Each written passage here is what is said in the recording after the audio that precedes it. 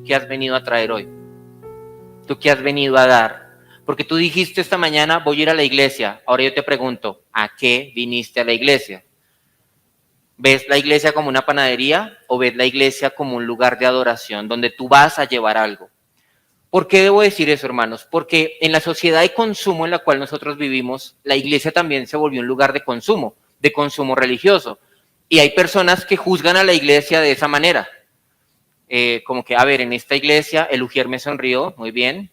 La predicación no estuvo muy larga, eso ayuda. La música estuvo como chévere, eso está bien. Démosle a esta iglesia 3 estrellas. Pero no, creo que el servicio no fue tan bueno, el de la cafetería, hoy no hubo cafetería porque hay ayuno. Creo que quitémosle 1 estrella, démosle 2. ¿Así ves tú la iglesia? Como un lugar para ponerle estrellas y calificarla. Hermanos, hay iglesias que creen que son eso. Y toda la experiencia que brindan busca tener 5 estrellas de calificación. Y la gente anda buscando iglesia, esperando a ver qué iglesia llena sus expectativas, qué iglesia les ofrece lo mejor.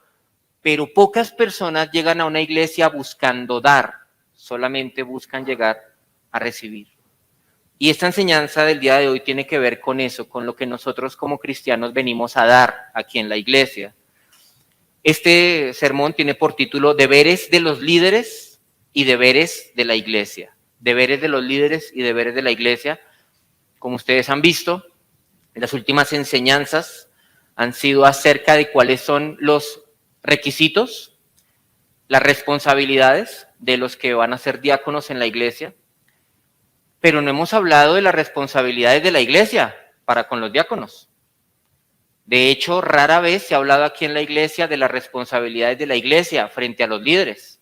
Hoy vamos a hablar de eso, vamos a hablar de los deberes que tenemos los pastores y los diáconos en la iglesia, pero vamos a hablar también de los deberes de la iglesia para con los pastores y los diáconos. Y si hoy alguien se dio cuenta de que cree que esta iglesia es una panadería, ojalá este mensaje le sirva para arrepentirse y en su conciencia darse cuenta de que debe entablar un compromiso con esta congregación. Entonces, vamos a empezar con los deberes de los pastores. Los deberes de los pastores. Y lo primero que quiero hacer es hablar de las falsas expectativas que la gente tiene con los pastores.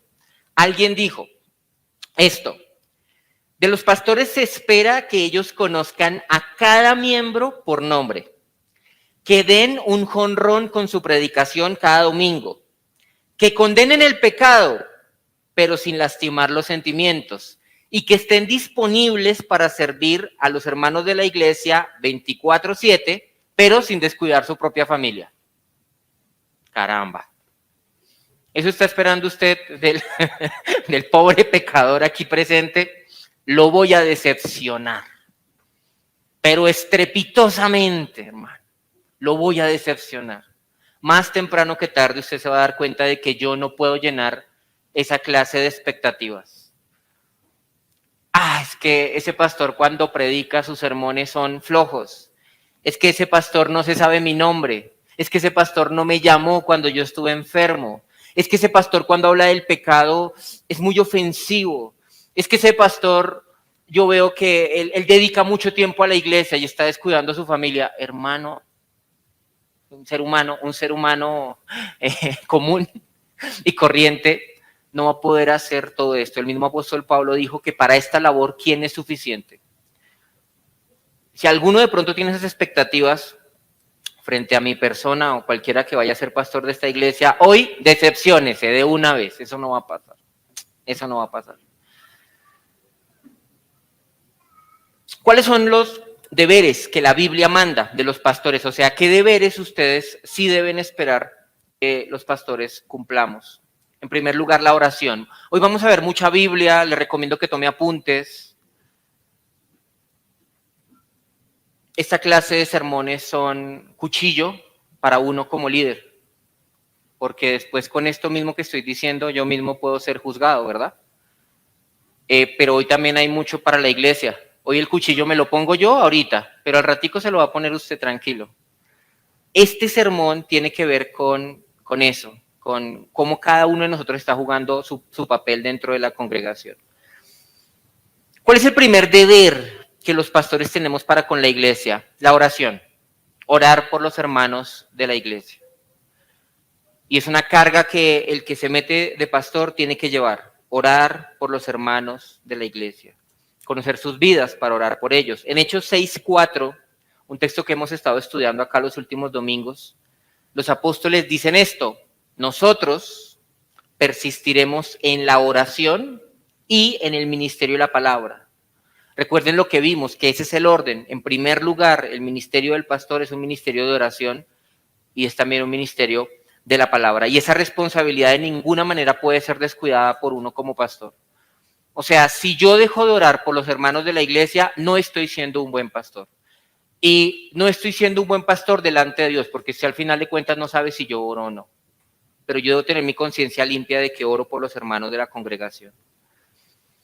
¿Cuál es la otra responsabilidad? Está también ahí en el texto, el ministerio de la palabra. Esa es la otra responsabilidad, el ministerio de la palabra. En 1 Timoteo 5:17, Pablo dice esto: los ancianos que gobiernen bien sean tenidos por dignos de doble honor, mayormente los que trabajan en predicar y enseñar. Un deber del pastor es pararse en el púlpito, no a contar historias y chistes y entretener a la gente, sino enseñar la palabra. Si usted no aprendió Biblia en el sermón de hoy, no vuelva. De verdad, se lo digo, no vuelva. Si un día usted viene aquí a la iglesia y no aprendió Biblia, de una vez, dese de baja en la membresía. Porque lo que se tiene que predicar en un púlpito es Biblia. No cuentos, no historias de superación, no chistes, sino la escritura. Es deber del pastor hacer eso. Y eso implica en ocasiones apuntar hacia el pecado de la iglesia. Y puede pasar que si yo estoy viendo algún pecado que está tratando de echar raíces en la iglesia, me toque atacarlo desde el púlpito, porque en un sentido el púlpito es como el timón de la iglesia. Y nosotros, por ejemplo, estamos enseñando acerca del diaconado. ¿Por qué? Porque vamos a elegir diáconos. Cuando era el tiempo de elegir a un pastor, se enseñó acerca del pastorado. Con el púlpito se maneja, se dirige la iglesia por donde debe actuar para que haga las cosas de manera bíblica. A veces enseñar no va a ser apuntar al pecado de la iglesia, a veces va a ser animar a la iglesia a perseverar en las cosas buenas que viene haciendo. Y debe ser algo hecho a través de la palabra, a través de la persuasión. No puedo yo venir simplemente a regañarlos.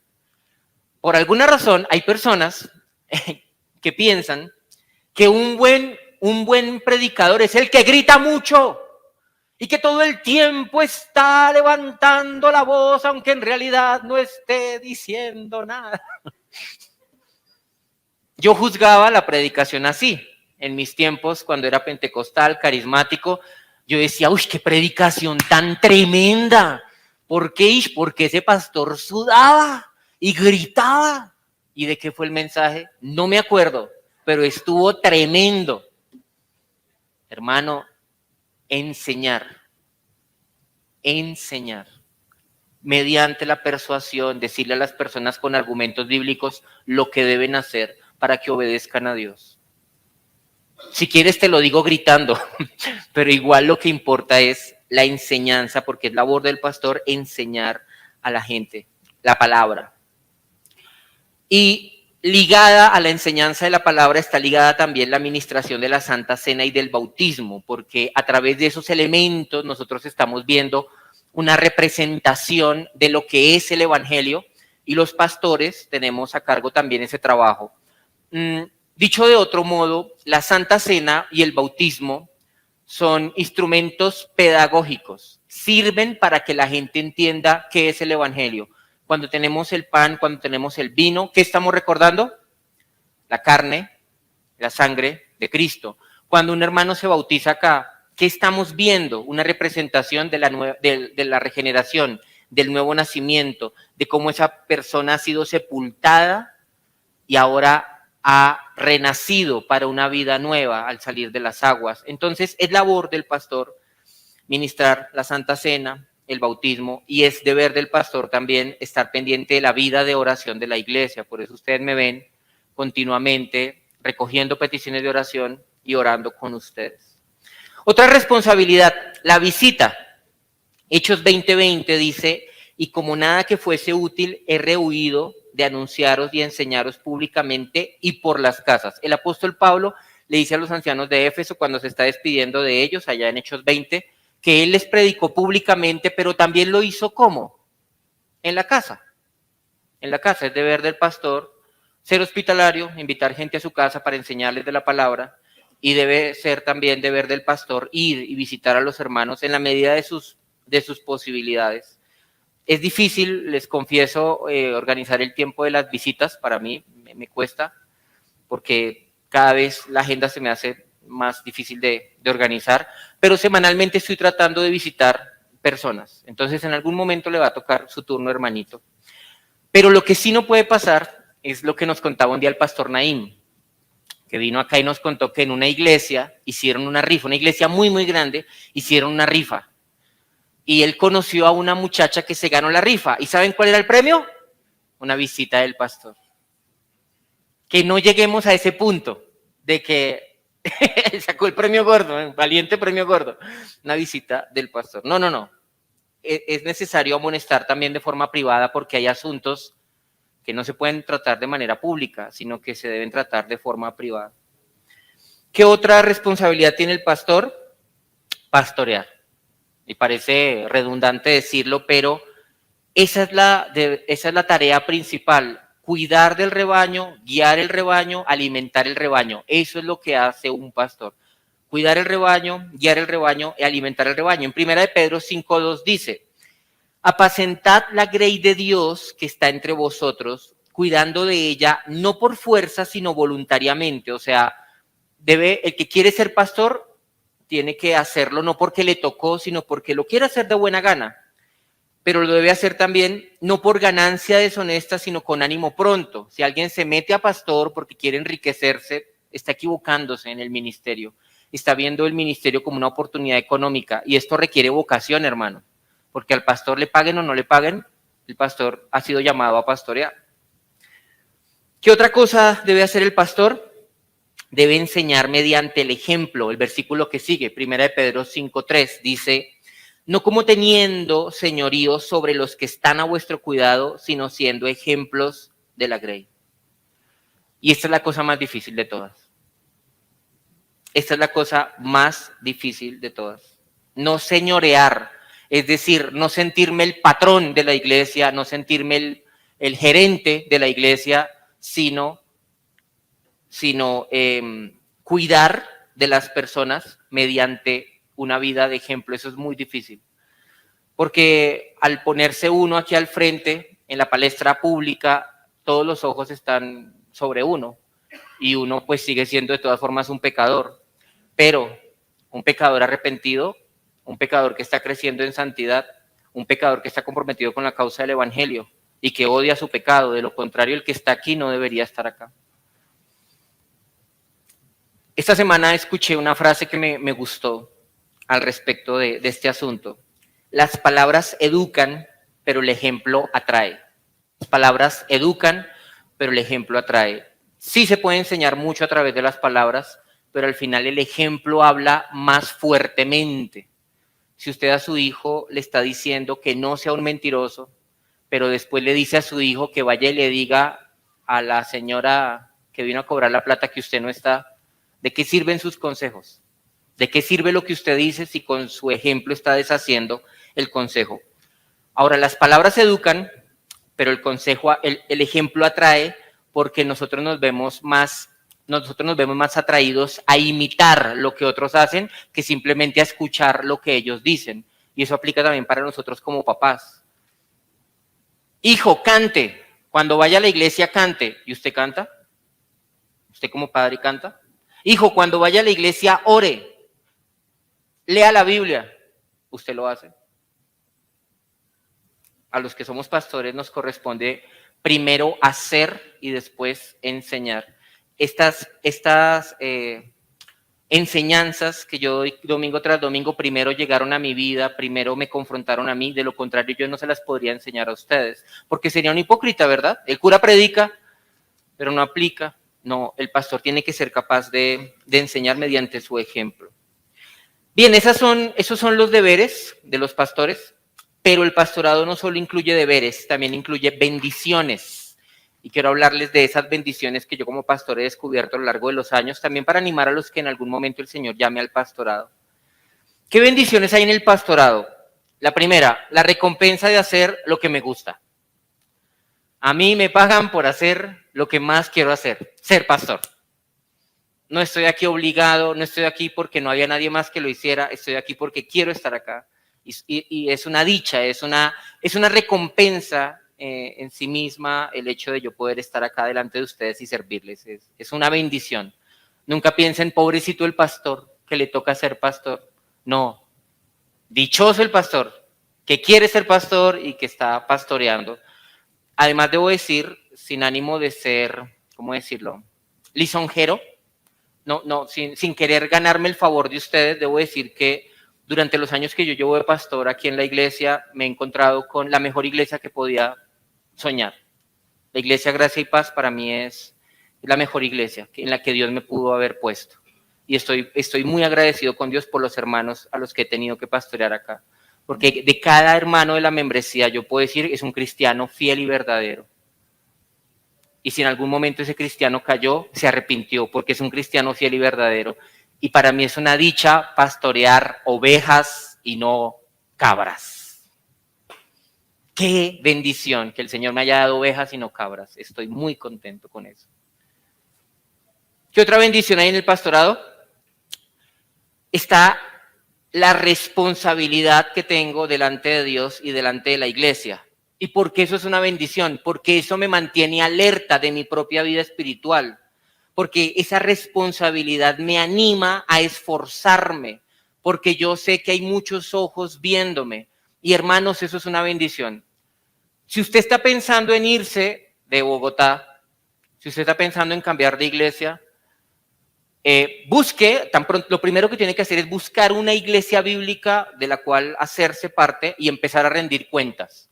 ¿Por qué? Porque cuando una oveja anda solitaria, sin rendirle cuentas a nadie, esa oveja se enfría, se endurece y muchas veces se aparta. Si usted es un verdadero cristiano, hágase parte de una iglesia de manera activa y decidida para que esa iglesia también pueda echarle ojito a usted. Bien, acá pasa que si de pronto algún hermano le cogió el sueño, porque no sé, trabajó muy duro y el domingo le cogió el sueño y no llegó, alguien lo va a llamar. O el pastor va a notar su ausencia y va a decir, hermano, ¿qué pasó? No, me cogió el sueño, pastor. Uno lo anima, uno lo exhorta. Pilas, es el día del Señor. Yo sé que tienes una vida difícil, pero estamos sirviéndole a Cristo, levántate. Pero ¿qué va a pasar con esa persona si anda sola? 10 de la mañana, 11 de la mañana, no se levantó y como nadie, no le rinde cuentas a nadie le importa a esa persona, deja de congregarse y a nadie le importa. ¿Ven lo importante que es rendir cuentas? Por el bien del alma de uno, es una bendición. Para mí como pastor es una bendición poderle rendir cuentas a la membresía porque sé que debo tener una conciencia limpia delante de Dios y delante de los hombres. ¿Por qué también es una bendición el pastorado? Porque representa un desafío, porque representa problemas que hay que resolver, pero no permiten esos desafíos y esos problemas que yo tenga 2 días iguales. Yo todos los días tengo que tratar con personas diferentes y de toda clase, con ricos y con pobres, con sabios y no sabios. A todos soy deudor, ¿sí? A todos. Yo me debo a todas las personas que llegan a la iglesia, algunos, personas maduras en la fe, cristianos verdaderos, otros no tanto, otros impíos, otros ateos, como he tenido que tratar, pero todo eso me ha permitido crecer mucho. Entonces, para mí, ser pastor es una bendición porque me obliga a estar al frente, a confesar mis pecados aquí delante de ustedes, ya que estamos en confianza, pero que no salgan de aquí.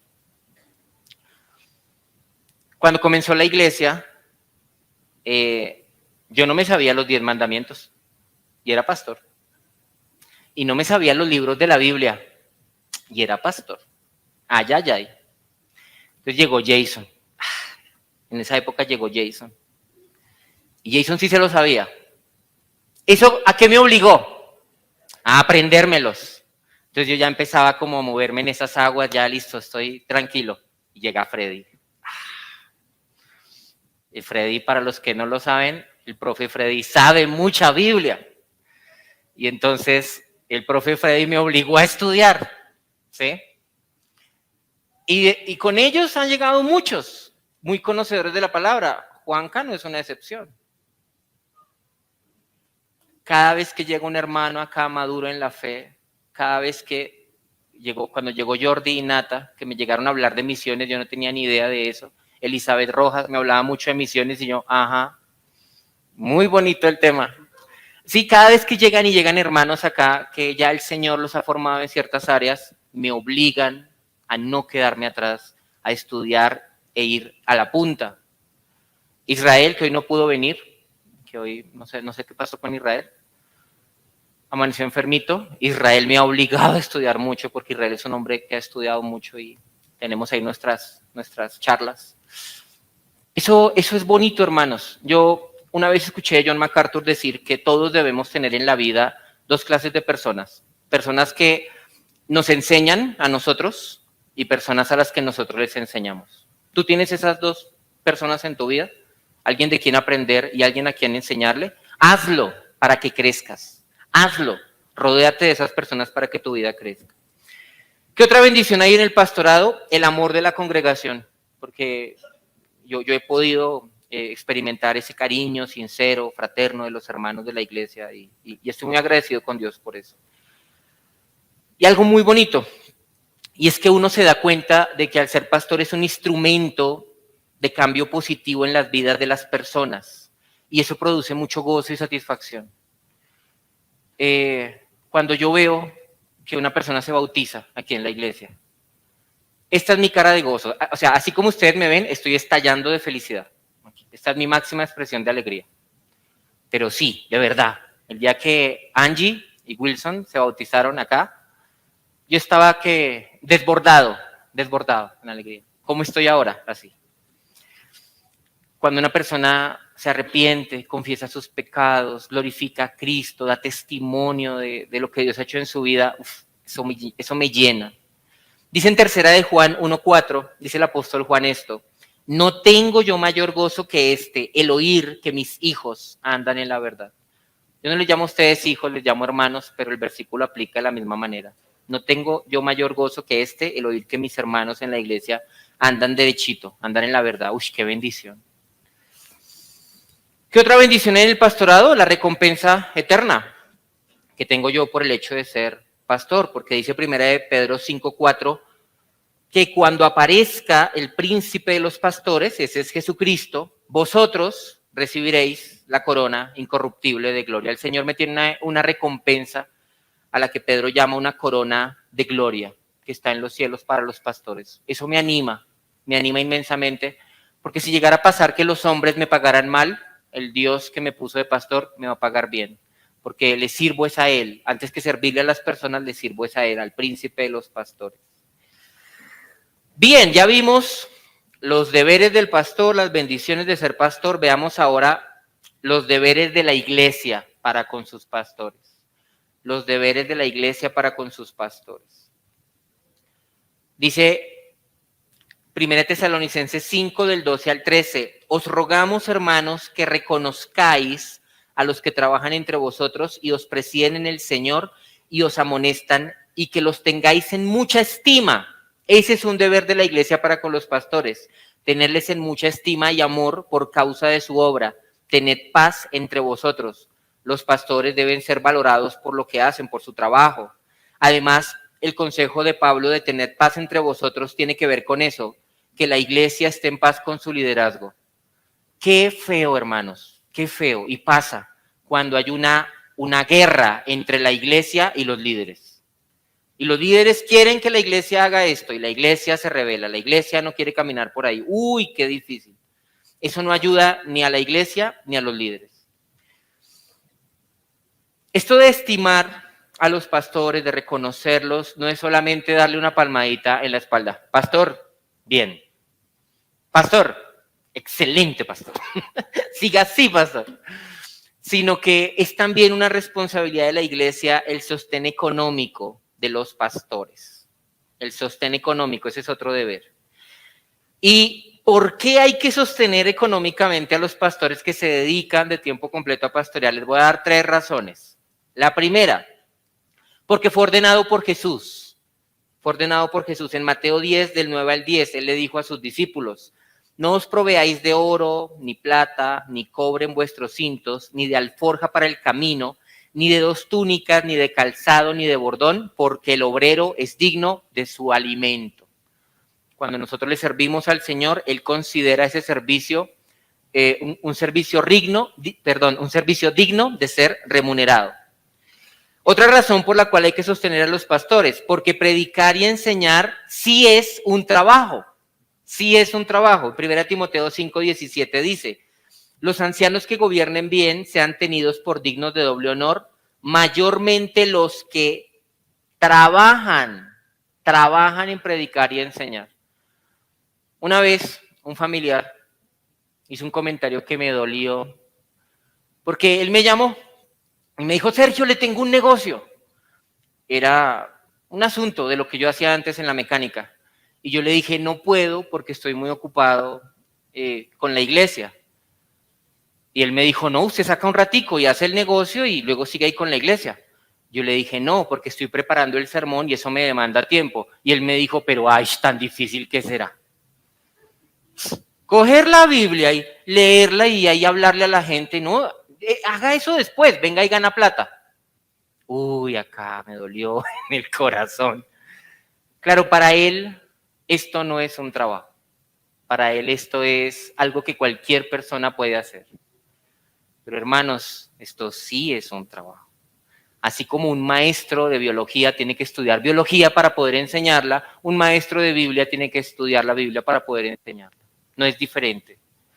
Pero hay una responsabilidad mayor en cuanto a mi trabajo, y es el siguiente. El profesor de biología se puede equivocar y enseñar algo que él piensa que es verdad, pero es mentira. ¿Y eso qué consecuencias va a tener en la vida de los alumnos? Ninguna realmente, ¿verdad? Pero si yo estoy desviado y les estoy enseñando a ustedes algo que es mentira, lo que estoy haciendo es desviar sus almas, alejar sus almas de Dios. Y al final, en el día del juicio final, podríamos llegar a darnos cuenta de que éramos ciegos, guiados por otro ciego. ¿Ven el problema? Entonces yo tengo una responsabilidad mayor que cualquier otro profesor porque yo estoy enseñando algo que requiere muchísima atención, muchísima precisión.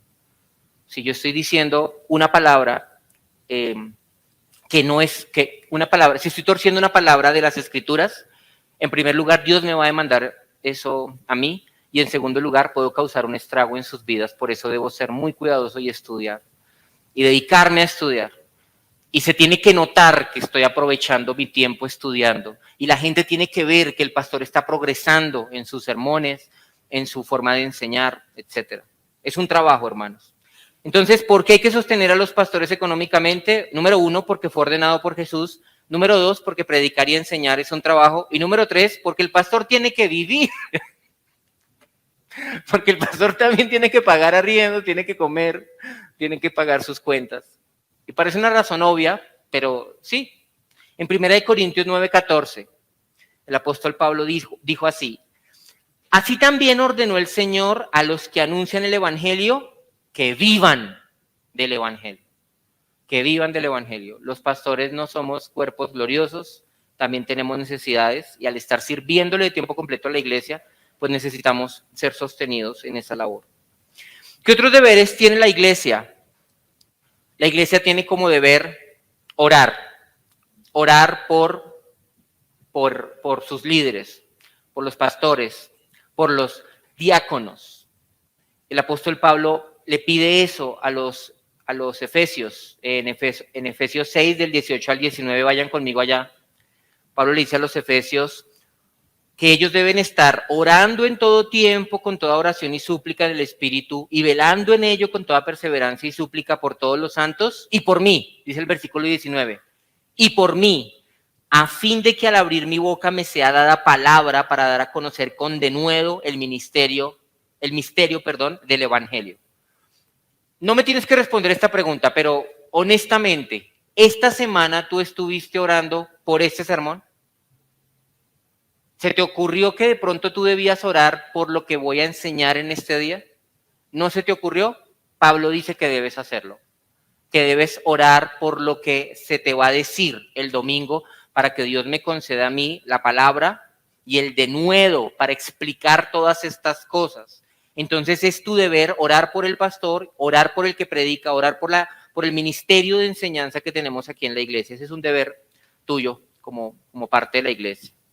Otro deber, imitar la buena conducta, porque así como los pastores tenemos el deber de enseñar mediante el ejemplo, los hermanos tienen el deber de imitar la buena conducta. En Hebreos 13:7 dice, acordaos de vuestros pastores que os hablaron la palabra de Dios, considerad cuál haya sido el resultado de su conducta e imitad su fe. La Biblia manda a los cristianos a revisar, evaluar la buena conducta de un hombre y tratar de imitar esa buena conducta para obtener esos mismos frutos que ha visto en él. Y para eso nos ha puesto Dios a los líderes acá, para dar esa clase de ejemplo. Por años, hermanos, yo estuve en una iglesia en la que me decían lo siguiente, no mire al hombre, mire a Dios. Suena muy espiritual, ¿no? No mire al hombre, mire a Dios. El hombre puede ser un fornicario, un adúltero, un borracho. El pastor de la iglesia puede ser un perdido, pero no mire al hombre, mire a Dios. Eso no es verdad. Eso no es cierto. De hecho, la Biblia dice que miremos a los que estamos aquí al frente. Porque, de hecho, cuando se le pide a la iglesia que evalúe la vida de un candidato a diácono, candidato a pastor, ¿qué tiene que hacer la iglesia? Abrir los ojos, tiene que poder ver. Y en muchas iglesias ese es el discurso. El pastor consiguió amante, el pastor se divorció de su esposa, el pastor es un pendenciero, el pastor anda metido en líos, pero nadie puede decir nada del pastor, nadie puede decir nada acerca de él, porque no hay que mirar al hombre, hay que mirar a Dios, porque él es el ungido, el intocable. Mentira. Un pastor es un cristiano, como los demás cristianos de la iglesia, que puede ser sometido a un proceso disciplinario igual que a cualquiera, con 2 testigos. Igual. Pero la iglesia tiene el deber también de considerar, de abrir sus ojos e imitar el ejemplo de la buena conducta de sus pastores. Bien, obediencia. En Hebreos 13:17 dice, obedeced a vuestros pastores y sujetaos a ellos, porque ellos velan por vuestras almas, como quienes han de dar cuenta para que lo hagan con alegría y no quejándose, porque esto no os es provechoso. Cuando la Biblia dice que hay que obedecer a los pastores, no está demandando una obediencia ciega, a lo que sea el capricho, como lo que el pastor quiera decir, no. La autoridad, la única autoridad que yo tengo como pastor, es la autoridad que la Biblia me otorga. Entonces, si yo te digo que hagas algo que no está en la Biblia, tranquilo, no tienes necesariamente que obedecerme. Pero si lo que yo te estoy diciendo es fiel al consejo que está en la palabra de Dios y tú no obedeces ese consejo, pregunto, ¿me estás desobedeciendo a mí? Estás desobedeciendo a Dios, yo no pierdo. Yo tengo el deber de anunciarte el consejo de Dios y mi autoridad es declarativa. Te digo lo que la Biblia está, pero no tengo por qué andarte ni gritando, ni manipulando, ni obligando, no. Supe de una iglesia en la que había una hermana que tenía el ministerio de lavar pies, pero era el ministerio de lavarle los pies a la pastora, porque la pastora terminaba cansada el domingo, se iba a su camerino, ¿verdad? Su camerino, y allá había una hermana, la toallita, y su ministerio era lavarle los pies a la hermana. Y alguien podría pensar ahí tan piadosa, no, tan abusiva esa mujer, la pastora tan abusiva, ¿cómo hace eso? ¿Cómo se enseñorea así? Y de pronto alguno de ustedes estuvo en alguna iglesia donde el pastor era una especie de cacique. Lo que él hacía, lo que él dijera, se hacía. No, espérate, los pastores tenemos límites. Yo no puedo llegar a tu casa, por ejemplo, a corregir a tus hijos, a disciplinarlos con una vara. No, espérate. Yo no puedo meterme allá en tus negocios, a no ser que yo vea que estás haciendo algo ilícito y te llame a cuentas y te diga, mira, la palabra enseña esto. Pero yo debo también entender esos límites, y la iglesia también debe obedecer cuando se le está diciendo lo que la Biblia enseña. Bien, veamos ahora las responsabilidades de los diáconos, las responsabilidades de los diáconos. Y ojo a lo que les voy a decir a los hermanos que están de candidatos a diáconos, porque las responsabilidades están en este orden. Son dos responsabilidades y las voy a explicar para que queden muy claritas. Número 1, la responsabilidad de los diáconos es cuidar de los más necesitados en la iglesia y, en la medida de las posibilidades, extender la misericordia a todo el que sufre, aún más allá de la iglesia. Lo voy a repetir. La responsabilidad de los diáconos es cuidar de los más necesitados en la iglesia y, en la medida de las posibilidades, extender la misericordia a todo el que sufre, aún más allá de la iglesia. Esa es la primera, en este orden, esa es la prioridad. La segunda, liberar de cargas a los pastores para que ellos puedan dedicarse al ministerio de la oración y la palabra. Voy a hablar de la primera.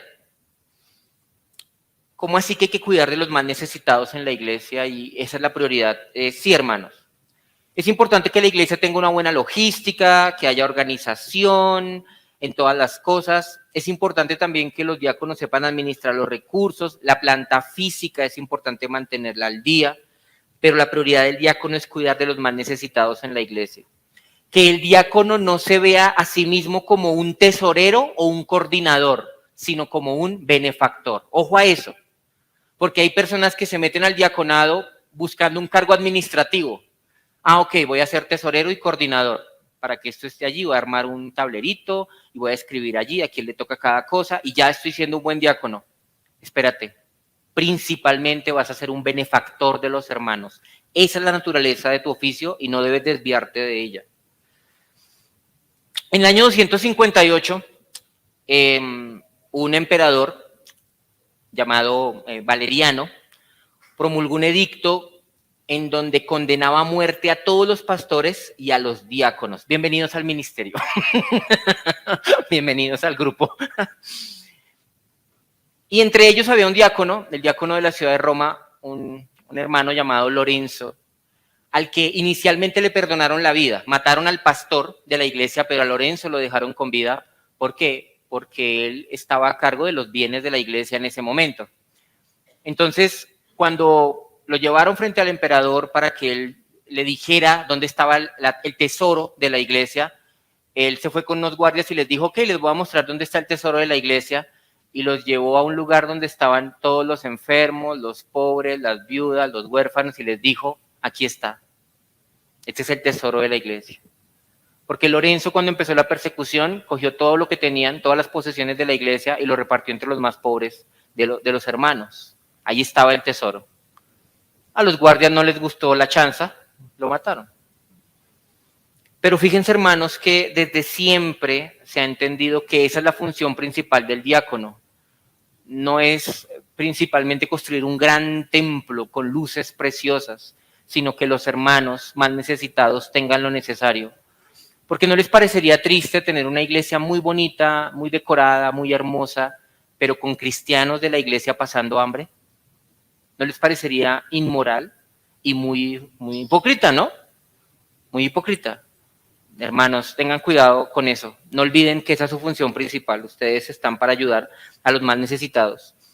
Y ese ministerio de los diáconos incluye también ayudar a iglesias amigas que necesiten ayuda, no solamente esta iglesia, como pasó en los tiempos de la iglesia primitiva, cuando hubo una hambruna en Jerusalén, y las iglesias de Macedonia, de Acaya, las iglesias griegas, hicieron una colecta para ayudar a los hermanos de allá de Judea.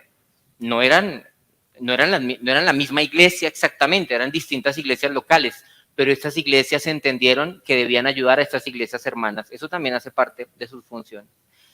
La segunda responsabilidad que yo les mencioné, liberar de cargas a los pastores para que ellos puedan dedicarse al ministerio de la oración y la palabra, creo que lo hemos explicado ya varias veces, pero les digo, o sea, que hay muchas cosas que yo he venido haciendo porque pues no teníamos quien las hiciera, pero conforme también ha venido creciendo el número de personas que asisten y el trabajo que yo tengo, ya no me queda tiempo para atenderlas. Gracias a Dios, van a haber personas que se encarguen de eso, porque si no puede pasar que yo termine muy pendiente de la pintura de este lugar, de, no sé, el arriendo de acá, las cosas que atañen aquí al sitio y descuide la oración y la palabra, y esa es mi función principal. Bendiciones del diaconado. ¿Hay bendiciones en ser diáconos? Claro que sí. Las vimos hace 8 días en 1 Timoteo 3, del 13 al 15, porque los que ejerzan bien el diaconado ganan para sí un grado honroso y mucha confianza en la fe que es en Cristo Jesús. Un grado honroso aquí en la tierra y un grado honroso allá en la eternidad, porque en la primera línea de recompensas van a estar los diáconos de las iglesias, si ejercieron bien el diaconado, si sirvieron a los más necesitados. Ellos tendrán un grado honroso en la eternidad y aquí, de parte de nosotros, también serán muy, muy apreciados. Y mucha confianza en la fe. Yo les explicaba que eso tiene que ver con una relación más estrecha, más cercana con Cristo. Eso tiene que ver con ser más osados en su relación con Dios, porque ahora han puesto su mano en el arado para servirle de manera oficial a Cristo en un ministerio de la iglesia.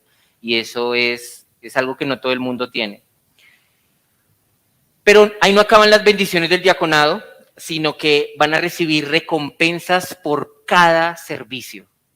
Vayan conmigo a Mateo 24, del 31 al 40. Este texto nos va a servir a todos, hermanos. Este texto nos va a animar a todos a dedicar nuestras vidas a hacer buenas obras, aún pequeñas buenas obras, porque aún esas pequeñas buenas obras van a ser recompensadas. Mateo 24, versículo 31. Estamos en el contexto del juicio a las naciones. Cristo ha separado a las ovejas de las cabras. Y ahora estas palabras se las va a decir él a sus ovejas. Bueno, vamos a leer. Cuando el Hijo del Hombre venga en su gloria y todos los santos ángeles con él, entonces se sentará en su trono de gloria y serán reunidas delante de él todas las naciones y apartará los unos de los otros, como aparta el pastor de las ovejas de los cabritos, y pondrá las ovejas a su derecha y a los cabritos a su izquierda. Entonces el rey dirá a los de su derecha. Hoy no vamos a hablar de las cabras, no quiero, solo quiero hablar de las ovejas. Venid, benditos de mi Padre. Ese es Jesús, el día del juicio final, hablándole a los creyentes. Venid, benditos de mi Padre, heredad del reino preparado para vosotros desde la fundación del mundo. Porque tuve hambre y me disteis de comer, tuve sed y me disteis de beber. Fui forastero y me recogisteis, estuve desnudo y me cubristeis, enfermo y me visitasteis, en la cárcel y vinisteis a mí. Entonces los justos le responderán diciendo, Señor, ¿cuándo te vimos hambriento y te sustentamos, o sediento y te dimos de beber? ¿Y cuándo te vimos forastero y te recogimos, o desnudo y te cubrimos? ¿O cuándo te vimos enfermo o en la cárcel y vinimos a ti? Y respondiendo el rey les dirá, de cierto os digo que en cuanto lo hicisteis a uno de estos mis hermanos más pequeños, a mí lo hicisteis. ¿Qué es la iglesia? La iglesia es el cuerpo de Cristo. Prestarle un servicio al cuerpo de Cristo es prestarle un servicio a la cabeza. Cuando tú le sirves a un hermano en la congregación, le estás sirviendo a Cristo. Y en el caso de los diáconos, pues van a tener la oportunidad de servirle a todos los hermanos que estén en una condición de necesidad. Y no hay como una recompensa general al diaconado, sino que la recompensa es una recompensa particular por cada buena obra, porque Dios juzgará a cada uno conforme a sus obras, de manera particular y de manera peculiar. ¿Cómo así? Tú hiciste hoy 10 buenas obras. De cada una recibirás la recompensa y cada buena obra será evaluada de manera peculiar. Entonces, en esa buena obra, ¿tú qué tuviste en cuenta? ¿Tuviste en cuenta la gloria de Dios o lo hiciste para tu propia gloria? ¿Lo hiciste con qué motivación? ¿Por amor al hermano que viste en necesidad? ¿O lo hiciste simplemente para quedar bien con los que te estaban viendo? Todo eso lo va a entrar a evaluar Dios por cada vaso de agua que entregaste, por cada mercado que regalaste, por cada servicio que prestaste. Dios va a evaluar de manera muy, muy precisa cada una de tus acciones. Y en el caso de los diáconos que están en la primera línea de las buenas obras, su recompensa va a ser grande. Ejerzan bien el diaconado porque la recompensa será enorme en la eternidad. Alguien podría decir, pastor, pero espere, yo voy a servirle a Dios desinteresadamente. Yo no estoy esperando nada a cambio. Ven, cuidado con esa clase de pensamiento, porque tú lo que estás diciendo es, yo soy más generoso que Dios. No, pastor, yo no estoy diciendo eso. Sí lo estás diciendo, porque le estás diciendo a Dios, mira, hice estas buenas obras, pero tranquilo, dejemos así. Dejemos así. No tienes que recompensarme ni nada. Yo lo hago gratis para ti. ¿Ahí quién está siendo generoso? Tú. No, nadie puede ser más generoso que Dios. La Biblia dice que Dios pagará a cada uno conforme a sus obras. Así como el impío no puede dejar de ser castigado, el justo no puede dejar de ser recompensado, porque Dios no le va a quedar debiendo nada a nadie.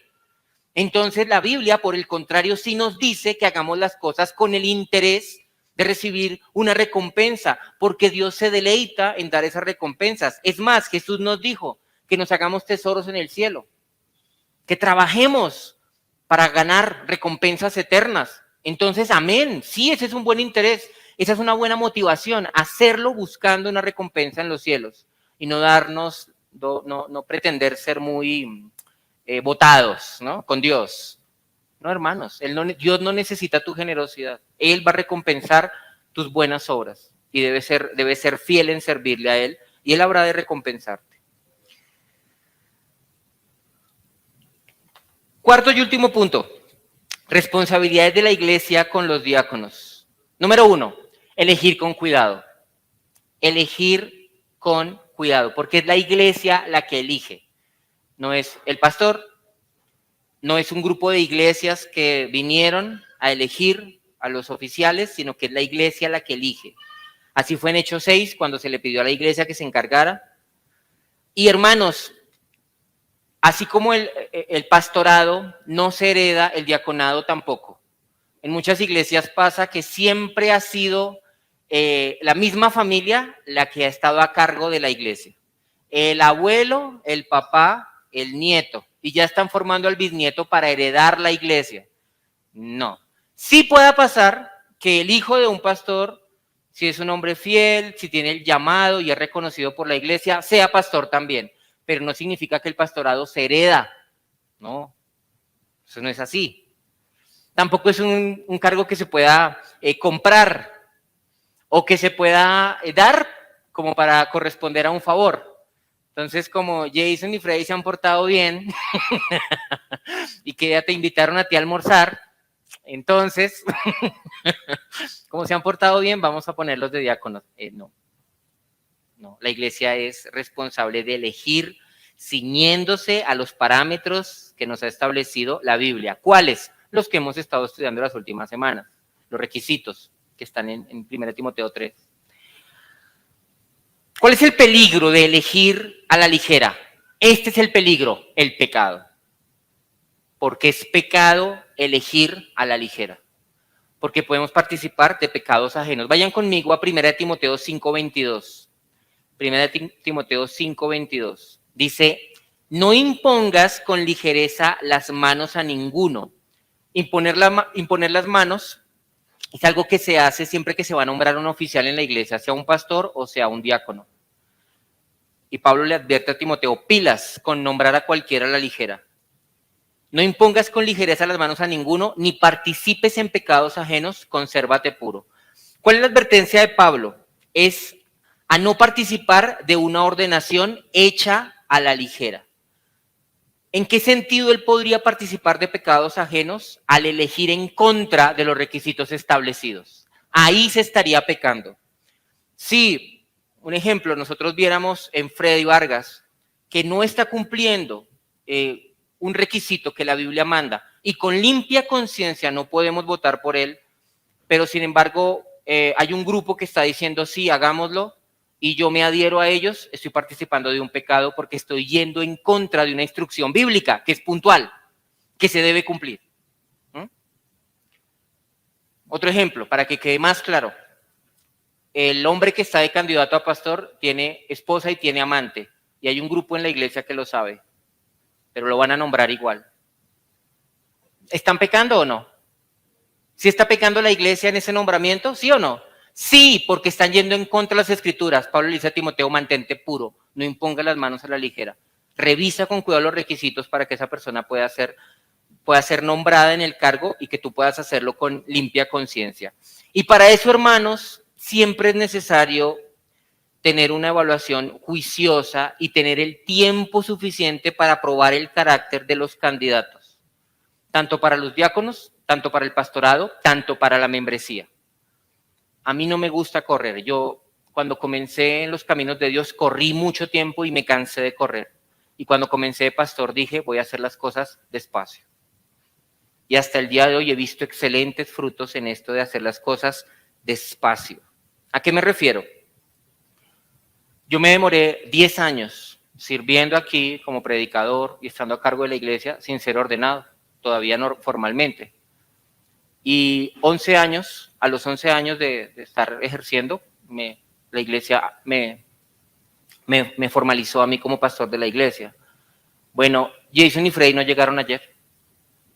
Ellos llevan muchos años acá en los que hemos podido ver su carácter, conocer su forma de ser, conocer su testimonio, y habiendo entendido que son aptos, hoy podemos con limpia conciencia presentarlos como candidatos. Pero ¿qué resistió el testimonio de ellos? La prueba del tiempo. Y la prueba del tiempo es la mejor prueba de todas. Es el mejor instrumento para saber de qué está hecho un hombre, si sigue siendo la misma persona.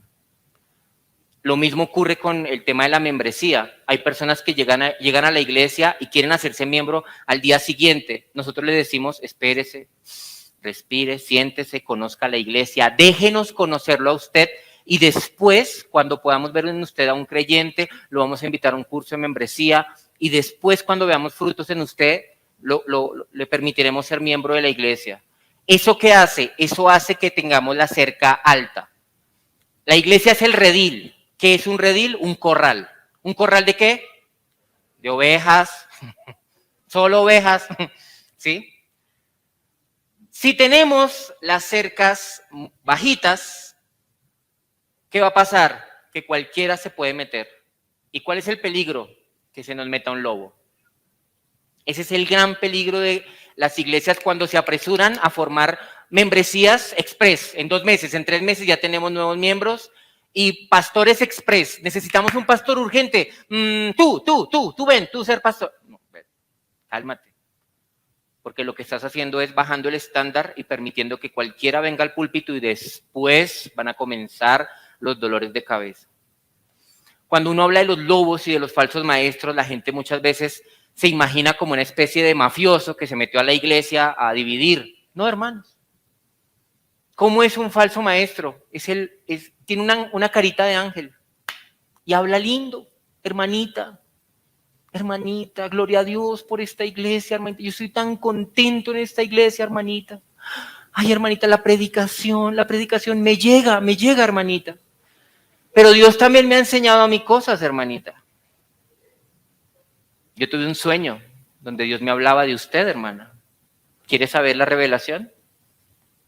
Uy, pero qué orejas tan grandes tienes, abuelita.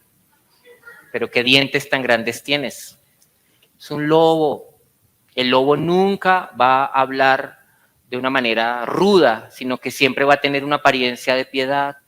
¿Y qué busca el lobo? Dividir. Eso es lo que siempre va a buscar un lobo. Entonces, ¿por qué muchas iglesias se han dividido? Porque nunca se tomaron el trabajo de tener un proceso serio de membresía. Nunca se tomaron el trabajo de tener unos requisitos serios que se pudieran cumplir, que fueran evidenciables. Se apresuraron, corrieron y después llegó la división. Yo no quiero eso, hermanos. Yo le he orado al Señor para que dentro de 200 o 300 años, si Él no ha regresado, si alguien viene a Suba, encuentre todavía la iglesia bíblica, gracia y paz. Y para eso hay que hacer las cosas bien desde el principio. Fundamentos, poner fundamentos sólidos. Y un fundamento es no corramos. Respiremos, vamos con calma y el Señor añadirá los que debe añadir. Nehemías Coxey, creo que se pronuncia Nehemías Coxey. Él es uno de los que ayudó a redactar la Confesión de Fe de Londres que nosotros tenemos acá, la de 1689. Él dijo estas palabras: si nuevos miembros son recibidos sin la cautela debida, puede aumentar el número, pero no el gozo. Yo quiero que se mantenga el gozo que tenemos aquí en esta iglesia, aunque no sea una iglesia muy grande. Eso, hermanos, mantener las cercas altas, va a evitar que entren los lobos, que nos hagamos autogoles, entonces el Señor nos guíe. Otra responsabilidad que tiene la iglesia para con los diáconos, sujetarse a ellos, sujetarse a los diáconos. Primera de Corintios 16, del 15 al 16, ese texto es clave que lo leamos los que vamos a votar hoy en la tarde. Dice Primera de Corintios 16, del 15 al 16, hermanos, ya sabéis que la familia de Estéfanas es las primicias de Acaya, o sea, ellos fueron los primeros en creer el evangelio en esa región, y que ellos se han dedicado al servicio de los santos o a la diaconía de los santos. Os ruego que os sujetéis a personas como ellos y a todos los que ayudan y trabajan. Entonces, los hermanos que van a ser nombrados diáconos deben también, los hermanos que van a ser diáconos, ellos también van a necesitar de la ayuda de todos nosotros y la iglesia debe sujetarse a ellos, porque el propósito de ellos no es mandar, sino servir y trabajar, como ustedes lo están leyendo. Ese es el propósito de esas personas, ayudar y trabajar, por eso los demás nos tenemos que sujetar a ellos. ¿Cómo? Pues debemos nosotros ayudarles trabajando de la mano de ellos para que nos dirijan en ciertos asuntos de la iglesia. Nosotros ayudamos, nos sujetamos a ellos poniendo nuestras manos para servir con ellos, que no les toque a ellos hacerlo todo. Les ayudamos a ellos también cuidando su reputación en la iglesia, y esto es muy importante. Cuando una persona es puesta en un cargo visible, también puede ser una persona expuesta públicamente para que alguien quiera hacerle daño. Pudiera pasar el día de mañana, llega una persona aquí a la iglesia en necesidad y resulta que Jason y Freddy hacen la investigación y dicen, no, a este hombre no hay que ayudarle. No hay que ayudarle porque este hombre es un vividor, este hombre va de iglesia en iglesia buscando que lo mantengan y entonces se lo echaron de enemigo. Y es posible que él empiece a calumniarlos. Dice, diáconos, eso es que diáconos, dice hablar mal de ustedes. Los hermanos de la iglesia debemos cuidar la reputación de ellos, porque ellos son susceptibles a que alguien venga a hacerles daño. ¿De qué otra forma ayudamos? Ayudamos con, ¿dónde está la canasta de misericordia? ¿Alguien la puede traer, por favor? ¿Sí? ¿Me la puedes traer la canasta de misericordia? Nosotros aquí en la iglesia tenemos un fondo de solidaridad para ayudar a los hermanos que están en necesidad, y pues ese fondo es alimentado de las ofrendas, y cuando alguien puntualmente pone una ofrenda para el fondo de solidaridad, allá va ese rubro, y con eso tratamos de ayudar a las familias. Pero hermanos, esta canastica es la herramienta por excelencia del diaconado, que lleguen aquí mercaditos, y es bíblica. La canasta de misericordia no es, ¿cómo decirlo?, como un antojo de la iglesia, como que se ve bonita, es bíblica. Era bíblica en el templo, estaba en la sinagoga y estaba en la iglesia. Siempre ha habido un fondo al que llegan las ayudas de los hermanos para repartir entre los más necesitados. Y la idea es que los diáconos tengan recursos, porque, amén, digamos, ya hoy tuvimos las elecciones, se nombran los 2 diáconos, gloria a Dios, tenemos diáconos. Ahora la siguiente pregunta es, ¿y tenemos recursos? ¿Tenemos recursos? Porque a los pobres diáconos les van a llegar las necesidades, ¿y ellos qué van a hacer? ¿Rascarse la cabeza, orar? ¿Hay recursos? Yo voy a decirles, hermanos, que en ese sentido sí me han dicho que la economía de la iglesia no va bien. Tenemos lo necesario, gracias a Dios, para funcionar, pero para las buenas obras estamos muy corticos. Para ayudar a los necesitados estamos muy corticos, porque hay personas que nunca ofrendan. Entonces, si usted está contento con que haya diáconos en la iglesia, pues que su alegría se vea también reflejada en apoyar económicamente la causa, porque la labor que ellos van a desempeñar es una labor que requiere materiales, que requiere ayuda. Entonces, esta canasta de misericordia tiene que volverse algo muy importante aquí en la iglesia, porque por años, hermanos, yo tuve un concepto distinto de iglesia como un lugar donde la gente iba a estudiar y a estudiar y a estudiar, pero después de entender la misericordia a la luz de las escrituras me di cuenta de que no. Una iglesia sí debe enseñar la Biblia, pero debe brillar por las buenas obras, por el amor los unos con los otros. Y la Biblia nos enseña que el amor se demuestra con acciones palpables. Si tu hermano tiene hambre, si tu hermano tiene frío, debes darle comida, debes darle abrigo. Lo leímos. Jesús dice, cuando lo haces por uno de mis hermanos, lo estás haciendo por mí y es necesario que hayan recursos. Nehemías Coxi, el que les mencioné hace rato, dijo así: en cuanto a la obra del diaconado, el cuidado de los pobres es su encargo especial y la manera de lograrlo es que las contribuciones y donaciones de la iglesia se entreguen a ellos, a quienes se les confía su distribución según lo requiera cada caso en particular. Así que yo quiero invitarte a ti a que no veas la iglesia como una panadería, sino que veas la iglesia como un lugar al que tú puedes venir a adorar trayendo. Nosotros venimos aquí a la iglesia a poner nuestras vidas como un sacrificio delante de Dios. ¿Y cómo podemos ayudar? Con las ofrendas, poniendo la casa al servicio de los hermanos, el carro, los conocimientos, el tiempo, el servicio. A veces hay personas que de verdad económicamente no tienen cómo contribuir, pero tienen tiempo, tienen fuerza, pueden ayudar de muchas formas a todo lo que se hace aquí en la iglesia. Y siempre hay necesidades, siempre las hay. Todos tenemos formas de ayudar, todos tenemos maneras de hacer buenas obras. Tenemos que ser ricos en buenas obras delante de Dios, no para ganarnos el favor de Dios, sino para mostrar gratitud, amor hacia Él, amor hacia el prójimo. Las buenas obras, hermanos, no son la causa de la salvación, pero sí son su resultado. No fuimos salvados por hacer buenas obras, pero sí fuimos salvados para hacer buenas obras. Y que ninguno olvide eso, porque a veces como que nos acomodamos en la iglesia, bonito, soy cristiano, muy bien, soy miembro de esta iglesia, aleluya, oro, leo la Biblia, me congrego fielmente, soy un excelente creyente, mi testimonio es impecable, solo me falta una cosita, hacer buenas obras. Y la fe sin obras es muerta, no sirve, hermanos, esa fe no sirve. Pon tus recursos, pon tus talentos al servicio de los hermanos acá, y apoya a los diáconos para que puedan llevar a cabo esa tarea. Amén. Vamos a orar. Y vamos a orar especialmente por los hermanos y por Jason y Freddy, para que el Señor nos guíe en todo esto. Padre, hoy delante de ti, Dios, nos presentamos buscando tu consejo y tu sabiduría, queriendo sujetarnos por completo a lo que dice tu palabra, ciñéndonos a las instrucciones que nos has dado para que podamos votar en esta tarde con limpia conciencia a los miembros de la iglesia para saber si Jason y Freddy deben ser diáconos de la congregación. Oramos para que de ninguna manera vayamos a hacer algo con ligereza o vayamos a pecar yendo en contra de lo que tú nos has dicho que debe ser revisado en las vidas de ellos.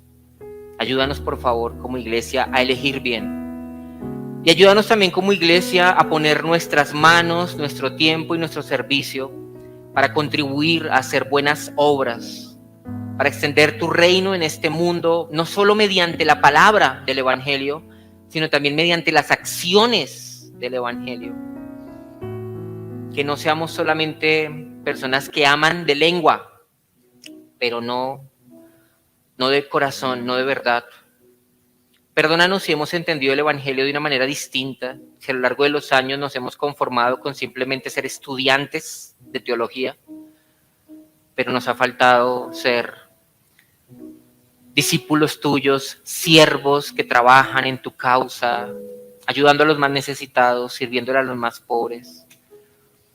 Por aquella familia que aquí en la iglesia está pasando necesidades, está afrontando crisis a nivel económico, te rogamos y oramos para que como iglesia podamos saber de su necesidad y podamos servirle. Quizás nunca seamos una iglesia próspera con un gran auditorio y luces y un parqueadero un parqueadero para llenar de carros, pero que sea esta una iglesia rica en buenas obras. ¿De qué nos sirve, Dios, ser prósperos económicamente si nuestra alma está arruinada, como le pasaba a la iglesia de la Odisea, que decía ser rica, pero era una iglesia pobre, miserable, desnuda? Que seamos ricos en buenas obras delante de ti y que nuestro tesoro sea grande en el reino de los cielos, en donde estará segura nuestra recompensa. Ayúdanos a no quitar la mirada de tu reino y a recordar que estamos aquí de paso. Vamos rumbo a la ciudad celestial donde un día habrás de poner coronas de gloria a quien le corresponda, recompensas a quien haya servido. Ayúdanos a recordar que nuestra vida debe estar enfocada en servirte a ti. Perdónanos por todo el tiempo que hemos gastado poniendo nuestra mirada en las cosas de este mundo, preocupados solo por nuestras necesidades, olvidándonos del prójimo, del necesitado, del hermano que sufre, que está a nuestro lado. Y ayúdanos de aquí en adelante a tener un corazón muy dispuesto y muy humilde para servir. Ayúdanos, Señor. Te lo pedimos en el nombre de Jesús. Amén.